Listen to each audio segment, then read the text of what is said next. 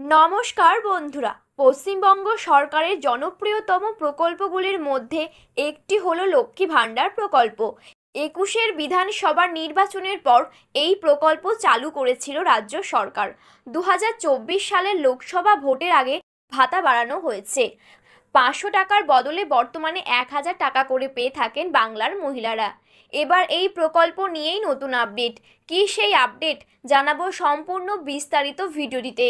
তো বন্ধুরা, বিস্তারিতভাবে জানতে হলে অবশ্যই ভিডিওটি শেষ পর্যন্ত মনোযোগ সহকারে দেখবেন এবং লক্ষ্মী ভাণ্ডার সম্পর্কিত বিভিন্ন আপডেট সবার প্রথমে পাওয়ার জন্য অবশ্যই এই চ্যানেলটি সাবস্ক্রাইব করে পাশে থাকা বেল বাটনটি অল করে রেখে দেবেন। তাহলে চলুন বন্ধুরা, আজকের ভিডিওটি শুরু করা যাক। লক্ষ্মী ভাণ্ডার প্রকল্পের মাধ্যমে উপকৃত হয়েছেন অগুন্তি মহিলা। পশ্চিমবঙ্গ সরকারের এই প্রকল্পের ফর্ম ফিলআপের সময় অনেকেই নানা রকম সমস্যার সম্মুখীন হন। এক্ষেত্রে ফর্ম জমা দেওয়ার আগে আবেদনকারীর মহিলা যে ব্যাংক অ্যাকাউন্ট নাম্বার দিয়েছেন সেটির সঙ্গে আধার কার্ডের লিঙ্ক থাকতে হবে। এক্ষেত্রে সিঙ্গেল জয়েন্ট উভয় অ্যাকাউন্ট দেওয়া যায় বলে খবর। মিডিয়ার রিপোর্ট বলছে, লক্ষ্মী ভাণ্ডার আবেদনপত্রে দুয়ারে সরকার ক্যাম্প রেজিস্ট্রেশন নাম্বার থাকা বাধ্যতামূলক। যদি না থাকে তাহলে আবেদনকারীর আবেদনপত্র গৃহীত হয় না। প্রকল্পের ফর্মে স্বাস্থ্যসাথী নম্বর দেওয়ার পাশাপাশি বেশ কিছু নথিপত্র জমা করতে হয় বলে জানা যাচ্ছে।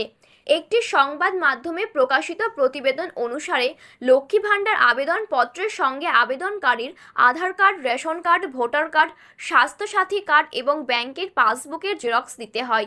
সেই সঙ্গেই নিজের একটি রঙিন পাসপোর্ট সাইজ ছবি জমা করতে হয় বলে খবর। পশ্চিমবঙ্গ সরকারের এই প্রকল্পের ফর্ম ফিলআপের সময় এই কয়েকটি জিনিস মাথায় রাখলে ভালো। উল্লেখযোগ্য, লক্ষ্মী ভাণ্ডার প্রকল্পের শুরুতে সাধারণ শ্রেণীর মহিলাদের মাসিক 500 টাকা এবং তপশিল জাতি ও উপজাতি শ্রেণীর মহিলাদের মাসিক 1000 টাকা করে দেওয়া হতো।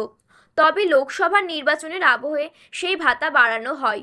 বর্তমানে সাধারণ শ্রেণীর মহিলারা 1000 টাকা এবং তপশিল জাতি ও উপজাতি শ্রেণীর মহিলারা 1200 টাকা করে পাচ্ছেন।